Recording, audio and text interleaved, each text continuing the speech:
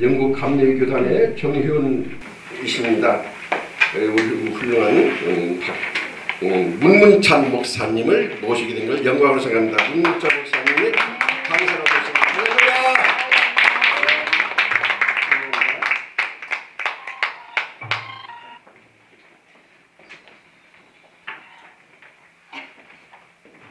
전 이런 기회 아마 처음이자 마지막일 것 같은데요.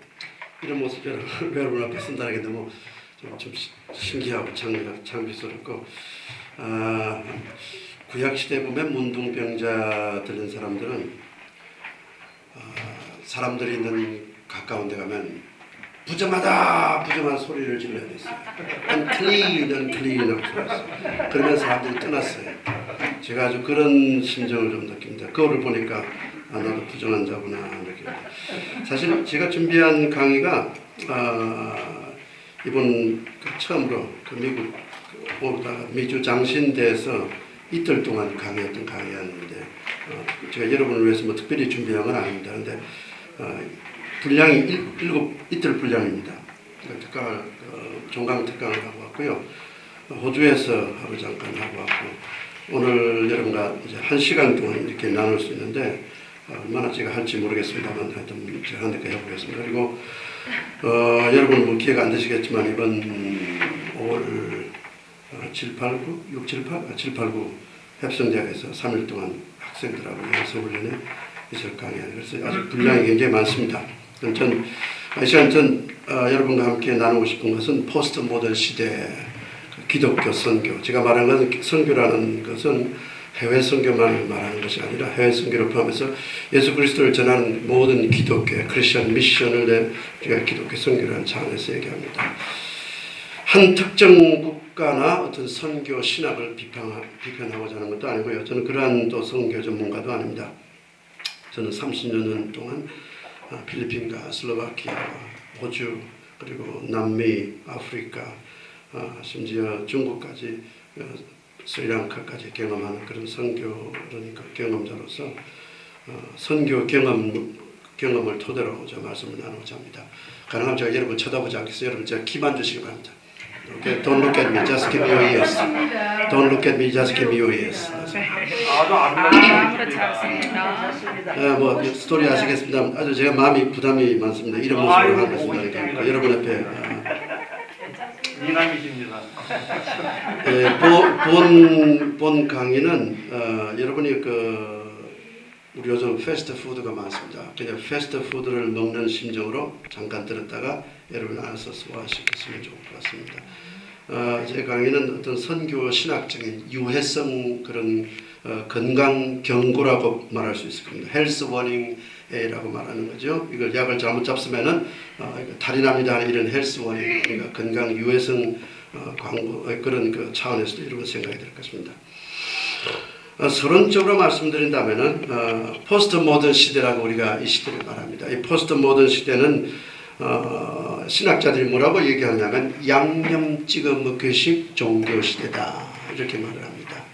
여러분 요즘 퓨전 음식을 한국에도 한식이 완전 퓨전 음식이 돼가지고, 지난번에 조카들과 같이 한 10몇 사람이 모여서 식사하는데, 한식은 한식인데 이 중국식도 섞이고 양식도 섞이고 우리 그걸 퓨전 음식이라고 그러죠. 이 시대 종교가 그렇게 퓨전 음식처럼 돼가고 있습니다.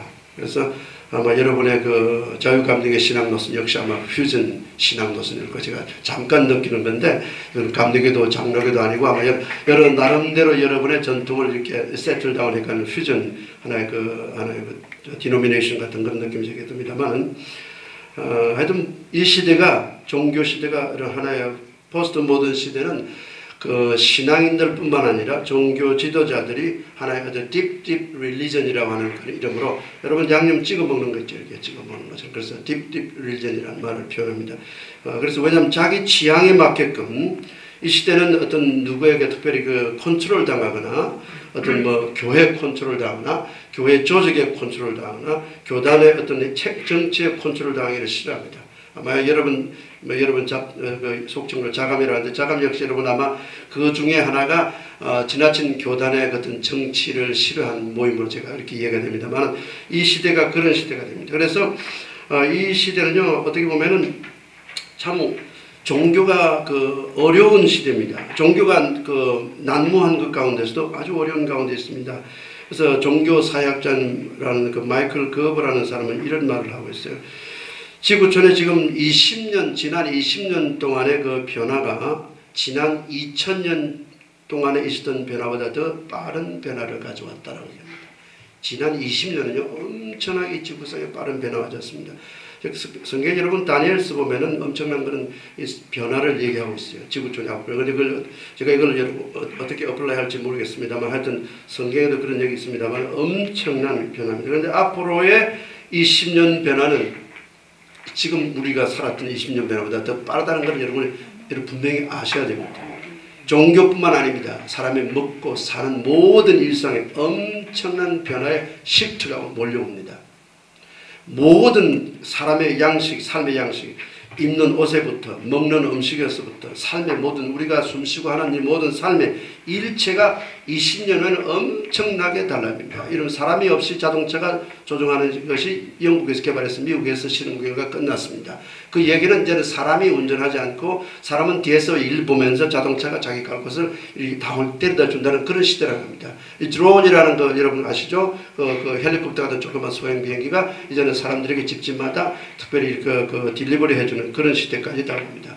하여튼 20년 후에 일어나는 시대는 여러분 과연 이러한 급변하는 시대 가운데서 기독교는 과연 어떤 모습으로 체별해서 그리스도의 복음이 아직도 유효하다고 생각한다면 이러한 사회 가운데서 우리가 어떻게 대처를 할 것인가. 이것이 이 시대 신학자들의 숙제입니다. 여러분 물론 여러분 기도만 하시고 또 열정만 가지고 하시면 되겠다 하지만 세상과 이 사회가 달라져 갑니다. 이것도 필요하지만은 이런 선교는 콘텍스트라 말하는 현장이 너무나도 변해가고 있기 때문에 이 콘텍스트에 맞는 선교를 우리가 체험해야 됩니다. 학교 교육도 마찬가지고 모든 것이 마찬가지입니다. 여러분 선교는 이 현장 콘텍스트를 무시할 수 없는데 이 콘텍스트가 특별히 종교 사회학적인 차원에서 볼 때 엄청난 변화입니다. 그래서 지금 이 시대 선교학자들 말하기를 기독교가 뭐냐. 기독교의 이미지는 마치 방에 갇힌 큰 코끼리가 신음하고 있는 모습과 같다라는 표현입니다. The great elephant in the room, stopped in the room and then trying and rowing what to do. 무슨 표현이냐면 큰 힘이 있는 기독교가 마치 작은 방에 갇힌 그 힘 있는 코끼리와 같은데 코끼리가 방에 갇힌 상태에서 힘을 쓸 수 없다는 상태, 소리만 치고 울고 있다는 그런 시대를 선교학자들이 표현합니다. 이 시대는 사람이 의지하고 기대하는 것은 다들 얼마 전에 영국에서 그런 얘기 나왔어요.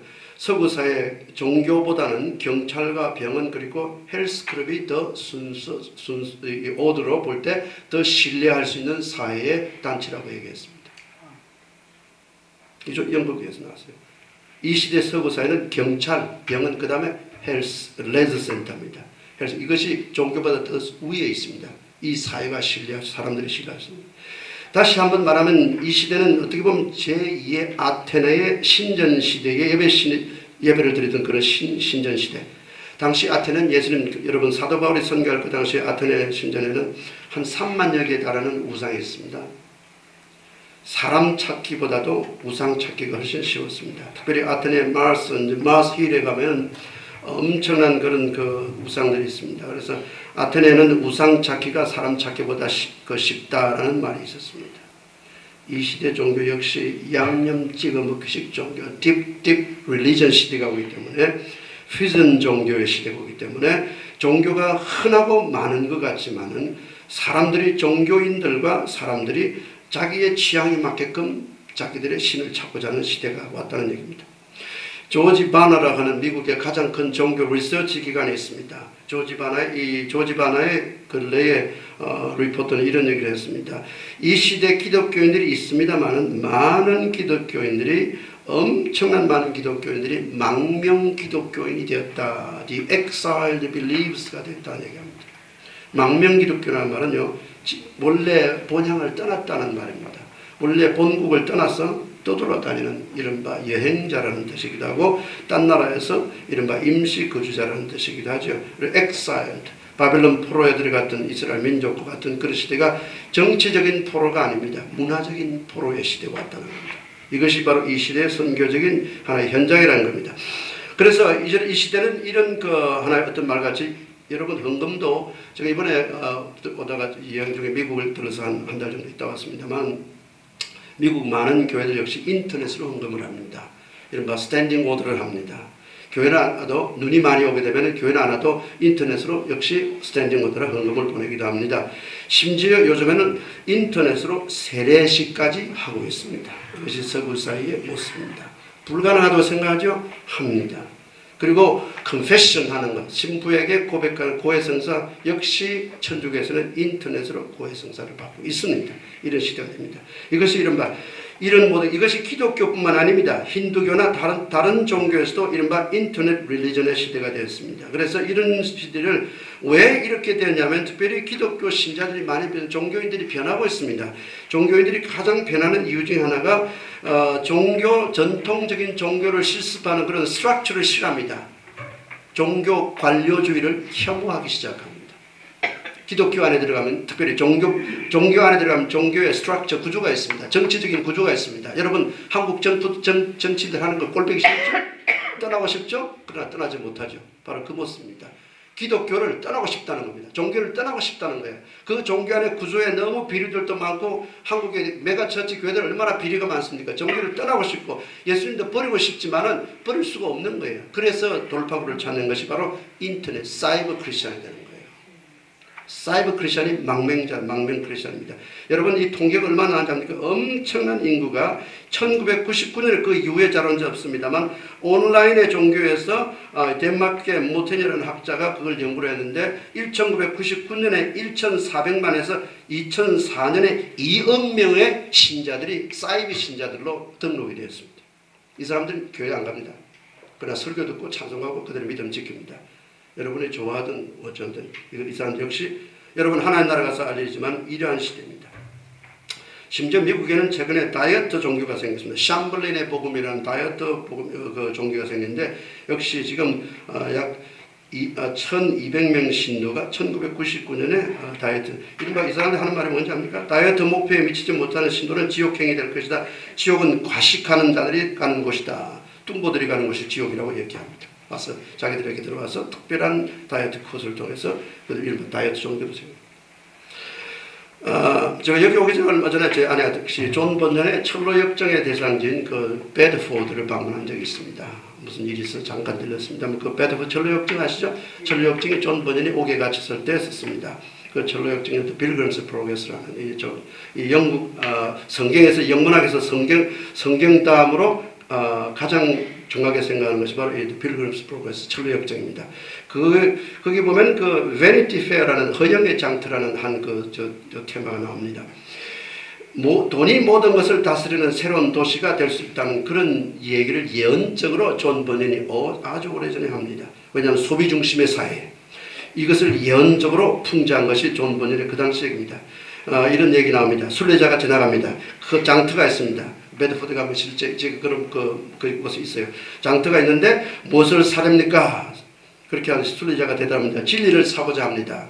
그러자 그 장터에 있는 사람들이 이 사람들 미친 사람이라는 꼬리뿔을 붙여가지고 이렇게 재판에 넘겨서 형을 때려서 죽입니다. 이것이 바로 존 버년에서 말하는 이 앞으로의 시대는 허영의 장터, Vanity Fair라는 허영의 장터가 시작되면서 물질 문명의 시대를 미리 예언하고 종교를 말하는 자들이 이른바 미친 자들, 그래서 세계화나 소비주의 시대, 글로벌라이제이션이나 아니면 컨슈머리즘 이런 세계 시장이 이것이 종교지 종교가 아니라는 거죠. 그래서 오히려 종교인들에게는 꼬리표를 달아준 채 저 사람들 미친 사람들이다 이렇게 낙인을 찍을 수 있는 세대가 이 포스트 모던 시대라는 거예요. 여기 있어요. 서론적인 얘기입니다만 여러분 이 시대에 여러분 구글.com에 들어가서 검색 리서치를 해보면은 가장 많이 리서치하는 두 용어가 있습니다. 하나는 God, 신이고 그 두 번째는 섹스, 성입니다. 이 고객들이 주로 얼마냐면은 얼마 전에 그 발표한 게 4억 800만인데 신기한 건 여전히 이 신과 그리고 성에 관심을 갖고 있는 인구가 이 구글 검색에 가장 많이 있습니다. 이것은 한마디로 볼 때 여전히 우리 인간은 이런 두 개의 이런 그 하나의 서브젝트의 주제에 목말라 하고 있다는 얘기를 우리가 들을 수 있습니다. 자, 이렇게 제가 제 나름대로 여러분과 하나의 양념 찍어 먹기식 종교 시대가 우리 앞에 도래하면은 솔직히 개인주의적인 르네상스가 다시 시작된다는 말입니다.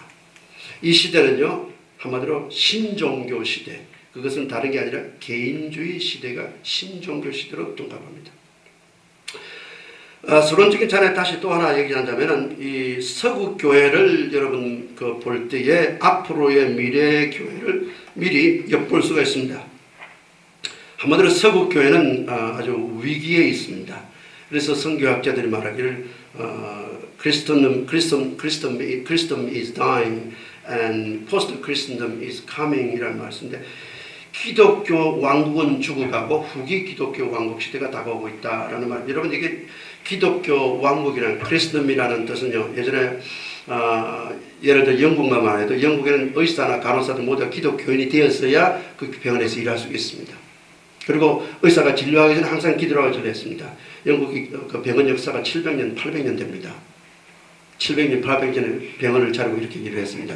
센 베들레헴에서나 세인트 토마스 병원 이런 거, 그 나이팅게일이 일하던 병원 700년 된 병원입니다. 아주 오래된 병원들.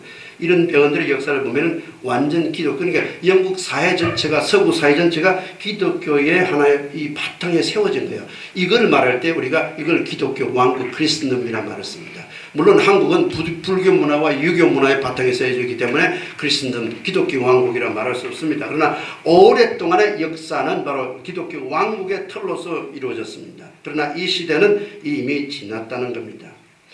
그래서 영국에는 최근에 인디펜던트 신문에 이런 얘기가 나서 만약 교인 감소가 이렇게 계속 가속화된다면 60년 이후에 영국 교회는 모두 문을 닫을 것이다 라고 예언을 했습니다. 이거 영국 인디펜던트 신문에서 나온 얘기입니다.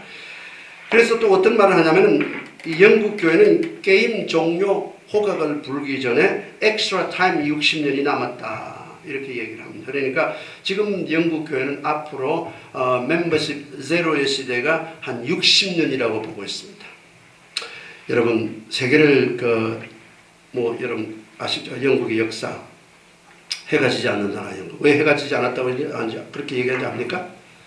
영국이 식민지를 했기 때문에 전 이 지구 위아래 다 온 사방에 영국 깃발이 있었습니다. 그러니까 해가 져도 해가 안 지는 나라였습니다. 영국 깃발이 항상 펄럭이니까. 한국도 예외가 아닙니다. 한국도 2주간 영국 식민지를 받았습니다. 어딘지 아시죠? 금운도에서 한국도 2주간, 지금도 매년마다 영국 온 곳에서 항해술이 발달됐기 때문에 온 세계를 다 제패했습니다. 물론 참 착한 마음에서 다 내어주긴 했습니다만 지금도 코먼웰스 영연방의 힘은 거대합니다. 나라는 쬐끔한 것 같지만 아직도 세계에 큰 힘을 가지고 있습니다. 그런데 이러한 가운데요, 이 기독교가 점점점 정체화 이루어가고 있는데 그 당시만 해도 이런 기독교의 이름으로 식민지 했고 기독교 이름으로 노예살을 했습니다. 다 했습니다. 기독교 이름으로 특별히 여러분 남미 아시죠? 남아프리카, 사우스 아프리카에 사우스 아프리카 특별히 노예 역시 기독교, 특별히 호주 아니죠. 저 네덜란드의 장로교 신학이 근거하는 것이고 이후에 참으로 영국의 기독교인들과 그리고 종교인들이 많은 투쟁을 합니다. 투쟁을 해서 결국은 노예 폐지가 오고 갑니다. 이러한 시대, 기독교의 축으로 이루어지던 시대가 이제는 끝났습니다. 더 이상 기독교 정신으로 이루어지는 이 시대가 아니라는 얘기입니다. 바로 직시해야 됩니다. 이 한국 역시 여러분 교회가 크고 교회가 군데군데 많지만 교회 기본 체제로 이루어지는 사회라고 저는 보지 않습니다. 여러분 한국 미디어들이 얼마나 무섭습니까? 기독교 잘못된 거 다 얼마 전에 보니까 목사가 보이스피싱해서 사기치고 목사가 자전거를 짠뜩 훔쳐가지고 몇천만 원짜리 자전거를 훔쳐가기도 하고 기사가 사기치고 세월호 역시 이것 다 목사가 한 짓으로 다 이거 다 이렇게 뭐라 합니까 우리말로 이러한 시대에 기독교 선교요. 어떤 얘기 들어보니까 어떤 그 사람이 버스 안에서 택시 안에서 전도하다가 운전사가 딱 차를 세워서 나가시오 내리시오 그러더니 쫓겨났대요. 왜? 전도하다가. 세월호 사건 이후에 일어난 일들입니다. 여러분 이 시대 교회가 하나의 여러분 존중하고 인간을 사회를 이끌어가고 인간을 여러분 인도하는 그런 하나의 사회적인 정신 인도와 리더의 이미지를 가졌지만 이제는 더 이상 아닐 수도 있고 아니기도 합니다. 여러분 모스크 무슬림 교 성전을 보면 아직도 저는 모스크 성전에 들어가서 보기도 했습니다만 아직도 이 모스크를 보면 저는 별로 기분이 안 좋아요. 그리고 절간을 보면 아름답긴 한데 역시 아주 또 전 기분이 안 좋아요. 기독교인이니까 기분이 안 좋아요. 이제는 사람들이요 교회를 보면 그 기분이 든다는 얘기입니다. 여러분은 그렇게 안 들죠? 제가 절간에 들어가서 여러 가지를 보면 기분이 별로 안 좋아요. 느낌이. 이제는 이 시대 사람들이 십자가를 보고 교회를 보면 바로 교회 혐오감이 든다는 얘기입니다. 여러분 그걸 직시하고 성결해야 됩니다. 아 내가 보는 것처럼 다 같이 보겠지? 아닙니다. 개인적인 신앙이요 굉장히 달라지고 있습니다. 사람들이 이제는 내 생활에 간섭하지 말라는 식이고 이제는 기독교의 그런 하나의 이미지 서양이 말하던 기독교 이미지가 아닙니다. 이제는 나중에 뭐 시간을 말씀드릴 수 있겠습니다만 특별히 영국이나 미국 같은 서구 학교에서는 아이들이 십자가를 가지고 목을 해가면 못하게 합니다. 그리고 flight attendants, stewardess라고 그러죠. stewardess 역시 기독교 십자가를 하고서 중동 지방에 들어갈 수가 없습니다. 비행기를 타고. 그리고 그거 억지로 시비가 붙으면 재판까지 갑니다. 이제는요 빵집을 해도 동성애자들이 와서 동성애 파티 남자 여자 있는 거 케이크 위에 있는 거 해달라고 주문해도 주문해주지 않으면은 이제는 재판 걸려서 감옥 가든지 벌금을 내야 합니다. 이 시대가 이런 시대입니다. 한국은 여러분 멀다고 생각하지만 한국들이 멀지 않을 수도 있습니다. 이 서구 사회는 이제는 그렇게 돼갑니다. 어떤 그 영국의 어떤 바닷가에 그 B&B Bed and Breakfast 모텔을 하는 그 기독교 부부가 동성애가 들어왔는데 방을 거절했습니다. 역시 동성애자들은 참 잘합니다. 동성애자들은요 그런 거 보통 법을 이용하는 거 엄청나게 잘합니다. 무슬림들과 동성애자들은 법을 굉장히 잘합니다. 그렇기 때문에 사람의 인권 평등, 인권 존중을 이런 그 법을 여러분 너무 잘합니다. 그래서 재판에 수를 당했습니다. 역시 이 빵집에서 이 호텔에서는 엄청난 벌금이 물게 되었습니다. 그런데 재미난 건 이렇게 엄청난 벌금이 물어지자 기독교인들이 일어나서 같이 돈을 모아서 돈을 내준 적이 있습니다. 성탄 예배 때문에 가족들의 휴가를 포기할 수 없다는 것이 미국 지금 시대의 신앙입니다. 여러분 2005년인가요? 성탄절이 12월 25일이 썬데이가 됐습니다. 그때 많은 미국의 큰 메가처치들이 교회를 문을 닫았습니다. 이 성탄 예배보다는 패밀리에 대한 패밀리 미팅과 패밀리 펠로십이 중요하다는 것 때문에 문을 닫게 되는 우리가 조금씩 모르는 가운데 기독교의 이런 그 전통들이 조금씩 변해가고 있는 모습입니다. 이것이 뭐 여러 곳에서 그렇습니다. 특별히 장례식도 그 신을 빼돌린 장례식이 서구에는 굉장히 늘고 있습니다. 예전에는 모든 장례식, 결혼식은 다 목사가 했습니다. 지금도 영국은요 목사가 다 합니다. 결혼식 역시 목사가 사인해줘야 목사의 권한이 사인을 해줘야 법적으로 권한이 됩니다. 물론 목사뿐만 아니라 무슬림 그 지도자도 하는 그랬던 종교인에게 그 부여한 그런 권위가 엄청납니다. 이런 그러나 이것이 점점 변해지고 있습니다. 무신론 주교도 생기고 무신론 이른바 성직자들이 생기고 이른바 인간주의 휴머니스트 그런 퓨네럴 서비스라든지 휴머니스트 웨딩도 얼마든지 늘거나 그 사람들의 전문가들이 영국만 해도 수백 명들이 지금 레지스트한 상태고 신을 싫어하는 장례를 하고 싶고 신을 싫어하는 결혼식을 하고 싶은 사람들은 그들을 초대하면 그들이 얼마든지 해줄 수 있도록 법적으로 되어 있습니다. 이것을 우리가 휴머니즘의 시대라고 얘기합니다. 뭐 여러 가지 많은 얘기 있습니다만 이런 것뿐만 아니라 지성인들이 이제는 더 반신 운동 이런 무신 운동이 이제는 아닙니다. 오래전에 니체의 그 무신론자에게 이제는 무신론이 아니라 반신주의자들 이런 반신 비즈니스가 엄청납니다. 여러분 보셨습니까? 영화도 나오고 소설 나왔으면 단 브라운의 다빈치 코드라고 있습니다. 여러분 이 이후에 제가 한번 이 사건 이후에 국민일보와 인터뷰가 신문에 나온 적이 있는데 다빈치 코드가 역시 예수 그리스도와 마리아의 사이 이른바 소설적인 그런 픽션을 근거로 해서 얘기를 하면서 이른바 기독교 흠집내기에서 엄청난 돈을 벌었습니다. 존 단 브라운. 지금도 많은 이런 비슷한 책을 많이 쓰고 있습니다. 책도 얼마나 두꺼운지 몰라요. 제가 직접 그걸 읽어봤습니다. 이 다빈치 코드 비전을 잘 돼서 그렇다보다 이런 반기독교, 이른바 이제는 그 종교 흠집내기가 아니라 신 흠집내기에 들어가가지고 반신운동 비즈니스가 엄청납니다.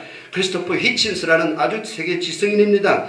이 사람은 성공해서 태어나서 감리교 학교에서 교육을 받고 랍비에게 주례를 받고 히랍 정교로 교정한 이후에 종교 부페식 이른바 지성인으로서 이미지가 높은 사람입니다. 이 사람 역시 세계에서 지성인 중에서 반신운동합니다.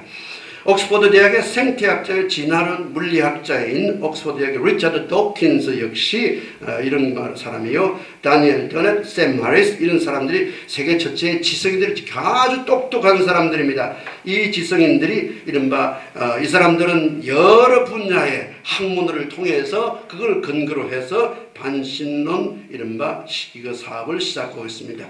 한마디로 이런 사람들은 무신론을 넘어서 반신론 신반대 사업을 통해서 무신론자들의 대변의 대체 신으로 예언자로 등장한 것이 이 시대 지성인입니다. 찰스 다윈의 여러분 좋은 얘기는 찰스 다윈의 손녀가 지금 살아있는데 얼마 전에 손녀가 천주교인인데 개종하면서 참으로 이 믿음의 얘기를 한 적이 있어요.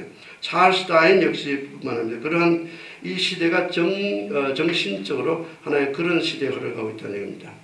다시 한번 우리가 오랜 옛날에 하나 이런 노스탈직 그런 우리 사건을 돌이켜보면 1954년에 런던에서 빌리그람 전도 집회 때 200만 명이 모였댔습니다. 55년에는 스코틀랜드 글라스고에서 한 120만 명이 모였습니다. 우리 한국의 빌리그람 전도 집회 때 젊을 때 제가 여의도에 앉아서 그 차원 바닥에 앉아서 집회를 드린 적이 있습니다. 이 시대 그런 거 가능합니까? 한국에? 얼마 전에 얘기 들어 어느 교회를 갔더니 그 지역에만 한 지역에만 마음이 맞지 않아서 부활절 예배를 4군데에서 드렸다는 얘기를 제가 들었습니다. 여러분 기독교 안에도 여러 가지 어렵습니다. 이런 유니티, 솔리드리티가 어려운 가운데 있습니다. 이러한 가운데 여러 정신적으로 기독교 사회가 엄청난 변화가 이 시대에 오고 있다고 여러분 생각하셔야 됩니다. 2005년도에 영국의 기독교 센서스, 이른바 기독교 통계를 한 적이 공식적으로 했습니다. 그래서 그 통계에는 뭐 여러 내용이 많습니다만은 영국 감리교회가 2037년도에 신도수 0을 찍을 것이다 라는 그런 예언을 했습니다. 아주 불길한 예측이었습니다. 뭐 여러 가지 예측이 있습니다만 하여튼 기독교에 엄청난 변화가 일고 있는 모습을 보는데 지금 영국에서 제가 목회하고 있습니다만 영국인들 가운데 백인들은 거의 새신자를 찾기가 어렵습니다.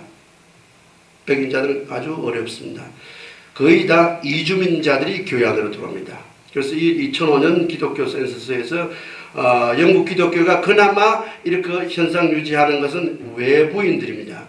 외부인들이 아프리칸이나 자메이카나 이런 그 웨스트 인디들 또 에이시안들 이런 사람들이 교회에 들어와서 교회 의자를 차리를 하고 있습니다. 백인들이 기독교를 찾는 건 아주 어려운 시대에 가 있습니다. 그러나 지방 이른바 대도시를 제가 말하는 겁니다. 영국의 대도시는 거의 다 멀티컬처럴 처치입니다. 런던을 포함해서 이 메트로폴리탄 시티들은 영국과 여러 다른 나라 서구 나라는 거의 다 이른바 다문화 교회가 되어 있습니다. 그러나 지방으로 가게 되면 물론 다르죠. 백인들이 많이 있습니다.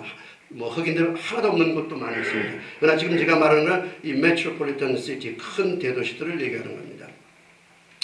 뭐 여러 가지 얘기가 많습니다만 이런 시대 우리가 보면은 제가 왜 이런 얘기를 하냐면은 우리가 기독교 그 기본과 기독교 정신과 기독교 틀로 시작했던 사회나 정치 시대는요 기독교가 센터에 있었습니다. 한 나라에 한 사회에 센터에 있습니다. 그래서 크리스천이고 센터 이제는 이제 마지널이라고 합니다. 이제는 끝에 와 있습니다. 한국 기독교 여러분 편단합니다. 서구의 기독교는 센터가 더 이상 아닙니다. 이제는 마지널입니다. 끝에 와 있습니다. 한때는 기독교가 이른바 완전 그 정착한 민족이었지만 이제는 마치 기독교인들이 여행자 같은 신분으로 이제 생존하기 위해서 애를 쓰고 있고 선교를 위한 아주 애를 쓰는 시대에 와 있다는 얘기를 하고자 하는 겁니다. 이런 차원에서 많은 신학자들이 여러 차원에서 얘기를 많이 하고 있습니다. 굉장히 비관론적인 얘기를 많이 하기도 합니다만은 이런 가운데서 어떻게 앞으로 해야 될 것인가. 특별히 미국에서는 2006년쯤에 114명의 아주 미국에 내노라하는 그런 그 복음주의자들이 지도자들이 모여서 어떻게 미국 교회 앞날을 살릴 것인가라고 묻는 질문에 앞으로 기독교는 청소년들을 중심으로 해서 우리가 선교를 투자하지 않으면 미국의 기독교를 우리가 건질 수가 없다라고 얘기를 했습니다. 그래서 미국의 티네이저들, 특별히 우리가 이 시대를 다시 생각하면서 그들을 중심으로 선교해야 될 것이라는 얘기를 하고 있습니다. 플러 대학의 차프 클라크 교수 역시 가장 심각한 미국의 선교의 지금 그 이슈는 청소년 선교다라고 얘기를 했습니다. 왜냐하면 제가 이번에도 미국 그 두 군데를 가서 설교를 했습니다. UMC 교회입니다. UMC 교회 설교했는데 그 두 군데 교회 모두 선데이 스쿨이 없습니다. 그리고 두 교회를 역시 하나는 작은 교회고 하나는 큰 교회를 가서 한인교회를 역시 예배를 집회를 했습니다만 역시 같은 이야기들입니다. 물론 한 교회는 전부 다 시니어들만 있는 교회를 제가 미국 한인 사회를 봤고 하나는 물론 큰 교회입니다만은 제가 볼 때는 저는 애들을 못 만나봤기 때문에 아마 그 시간 여러 가지로 볼 때 어렵다는 얘기를 제가 들었습니다. 미국 여행 가운데 한국에서 온 젊은 그 청년 지도자를 한 사람 만났습니다. 그 사람이 제게 얘기하자 지금 한국의 70%에 가까울 정도로 주일학교와 청년 예배가 어렵다라는 얘기를 하는 걸 들었습니다. 70%. 여러분이 교회 실증이 어떤지 모르겠지만 어린아이들과 청소년이 교회 안에 없다는 것은 어떻게 보면 교회의 미래가 불안하고 어렵다라는 얘기가 맞는 얘기입니다.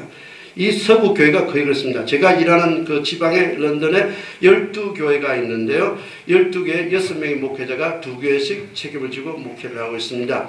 이 12개 안에 한 5교회 교회만이 선데이 스쿨이 주일학교가 있고 그 외에 없습니다. 다 에이징 처치들입니다. 연로한 교회들입니다.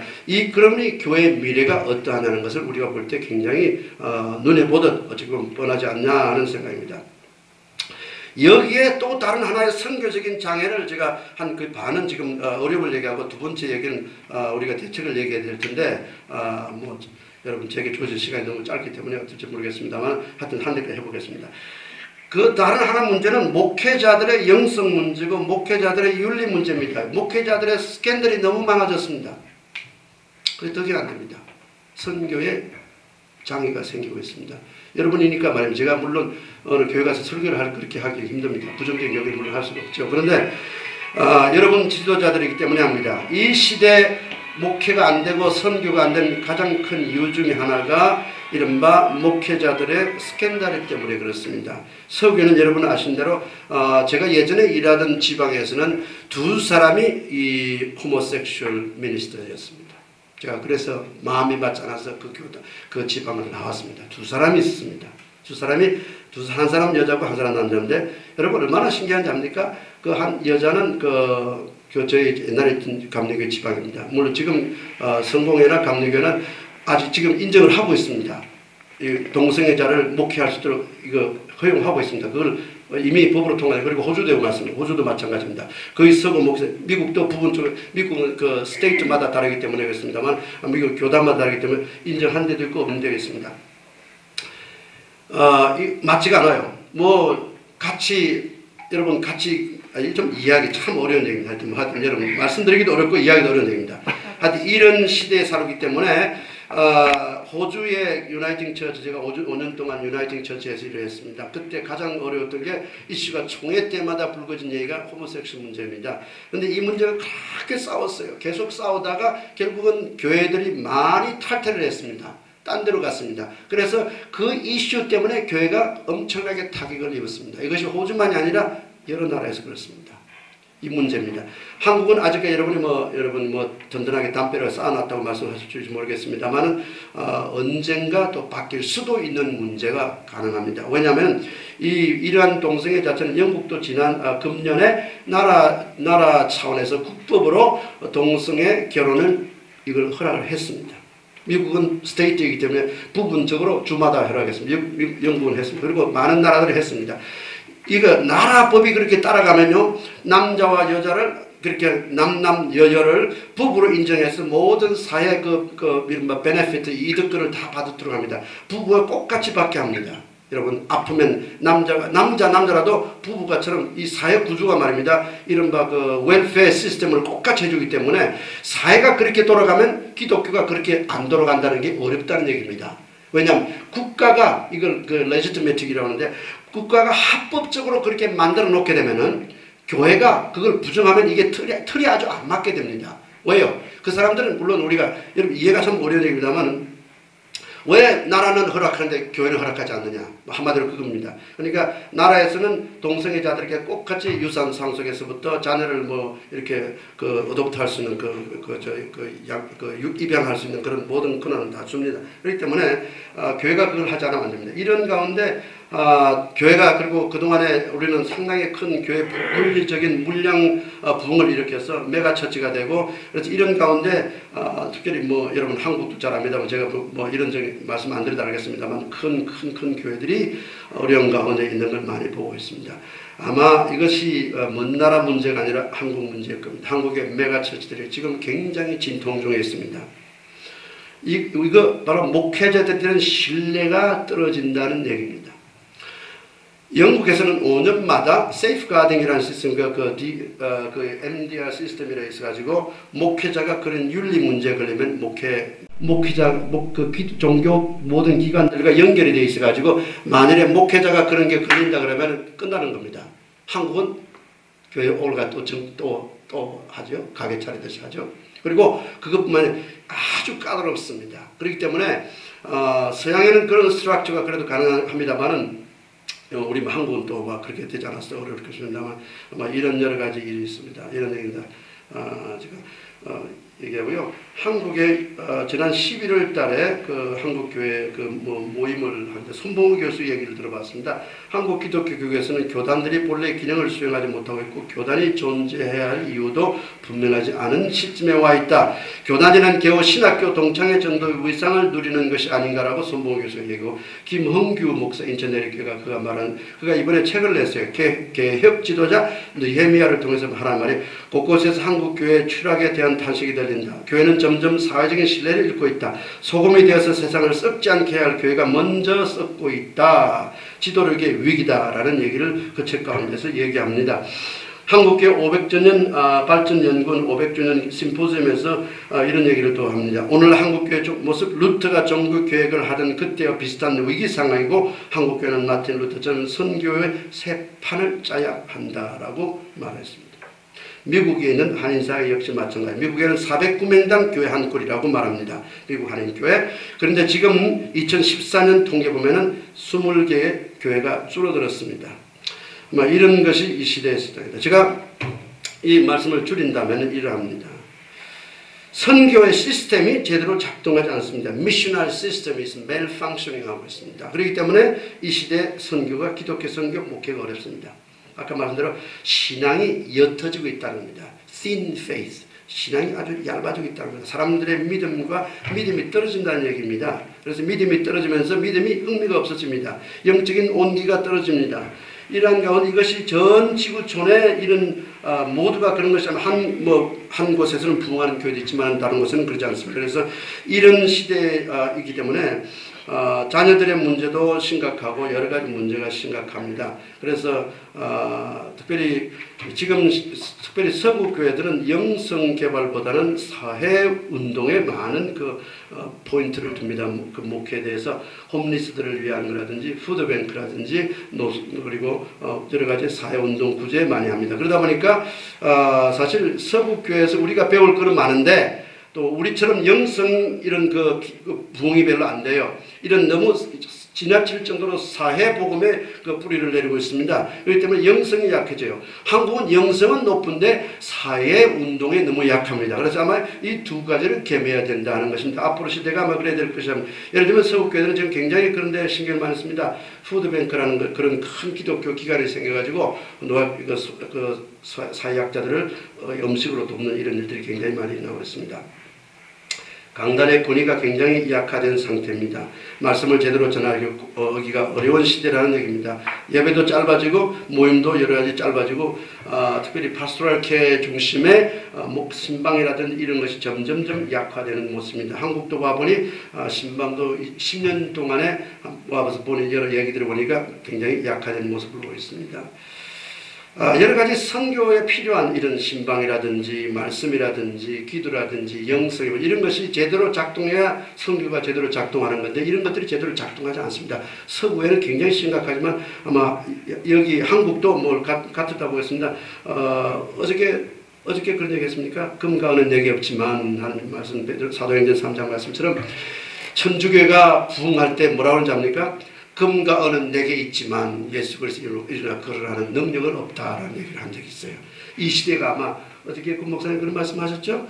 그런 시대. 금과 은은 다 가지고 있지만 이제는 능력이 빠져가는 이 시대가 마치 바로 그런 시대.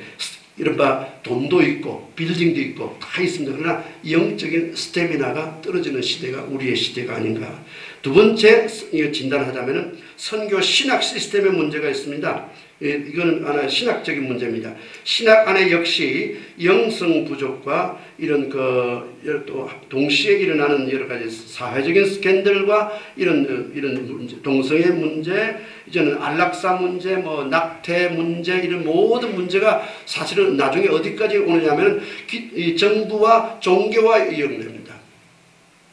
이 종교와 됩니다.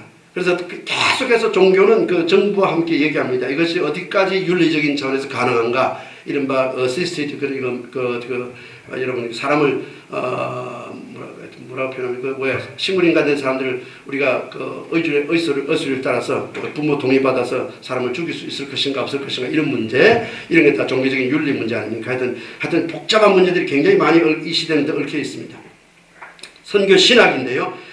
선교 신학이 왜 문제가 생기냐면은 특별히 신학의 이 지구촌의 가장 어려운 시대 신학의 문제가 사실 인간의 개인주의적인 문제이기 때문에 일어납니다. 그걸 영국의 사회학자들이나 신학자들이 볼 때 특별히 사회학자들이 문제가 보는 것은 이 신학의 개인주의가 들어오게 되면 이른바 제살 깎기 선교의 그런 하나의 시대를 우리가 지나고 있다는 얘기합니다. 사람들이 너무 많이 커졌다는 겁니다. 너무 많이 알고 가진 것이 너무 많고 하기 때문에 솔직히 보면 이제는 더 이상 여호와는 나의 목자시니 그 노래를 부를 필요가 없다는 겁니다. 내가 내 스스로를 다 알아서 하니 Don't disturb me. Leave me alone. 나를 그냥 두시오. 나를 귀찮게 굴지 마시오 하는 얘기입니다. 그러니까 내가 다 할 수 있고 내게 다 있는데 뭐가 종교가 필요하냐는 거예요. 한국 사회 종교가 어려운 이유 중에 하나가 한국이 잘 살기 때문입니다. 한국이 너무 많이 컸습니다. 머리가 너무 크고 아는 것 많고 인터넷에 다 있고 그 선생님 무슨 필요 있고 설교 좋은 설교 저는 그래서 한국 와서 설교하면서 설교할 때입니다. 좋은 목사가 누구냐? 훌륭한 목사? 착한 목사가 좋은 목사다. 아멘. 설교 잘하는 목사가 훌륭한 목사가 아닙니다. 전 제가 볼 때.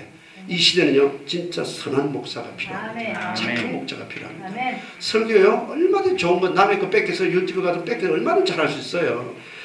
목사가 우선 착한 목사, 선한 목사 이것이 이미지고 모델이 돼야 되는데 그저 입만 가지고 하는 거 아니지 않습니까? 그런데 앞으로는 더욱더 이 목회자 이미지가 더 심각합니다. 여러분 설교를 잘 하시겠다고 물론 그걸 하시겠지만 착한 목자, 좋은 목자가 되기 위해 애를 쓰셔야 됩니다. 내가 이미지가 바로 서지 못하면요 사회적인 거리가 떨어지면 안 됩니다. 여러분 지금 사랑의 남의 교회를 얘기해서 그렇습니다. 사랑의 교회나 큰 교회들 있지 않습니까? 왜 그렇습니까? 다 문제가 심심하게 게 그겁니다. 착한 목사가 안 돼가지고 계속 문제가 이래요. 이 문제들을 큰 메가처치 그것뿐만 아닙니다. 여러 나라에 그런 지금 케이스가 너무 많습니다.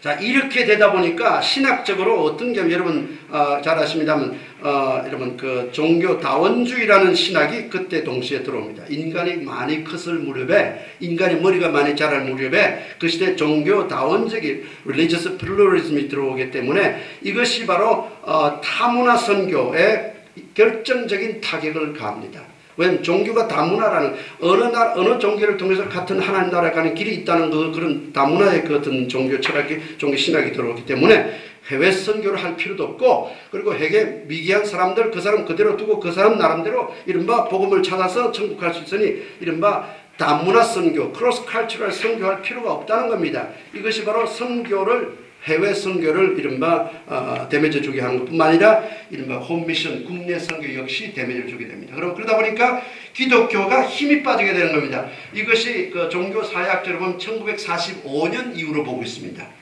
이런 종교 다양화, 이른바 그러면서 종교가 다양화됩니다. 종교가 아주 다양화되면서 나름대로 우리 식대로 종교를 따르고 우리 식대로 믿고 우리 식대로 살아가자는 거죠. 이것이 1960년대 가속화되면서 이것이 동시에 가장 기독교 선교의 라이벌이라고 말하시는 세속주의 세큘러리즘이 도착합니다. 이른바 잘 사는 게 되는 겁니다. 물질을 많이 보게 됩니다. 이른바 요즘엔요 쇼핑 10년 전만 해도 이마트가 생기고 그럴 때죠. 제가 10년 전에 이 집을 이번에 뭐 엄청나게 우리 한국에 몰도 많고요, 변한 것도 많고요, 너무 잘 살아요.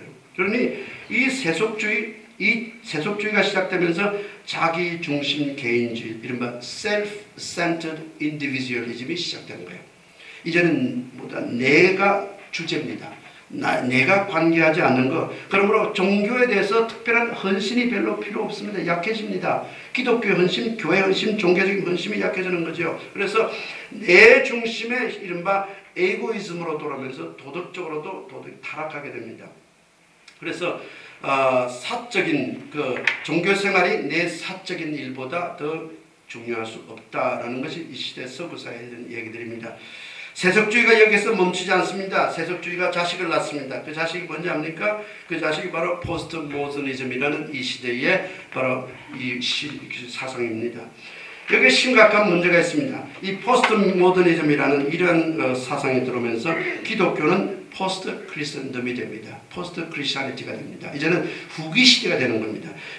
이제는 그 역동적으로 활동하던 본 무대를 떠나서 후기로 되는 그러므로 기독교회는 예전에는 센터였습니다만 이제는 from center to margin의 시대가 되었다는 겁니다.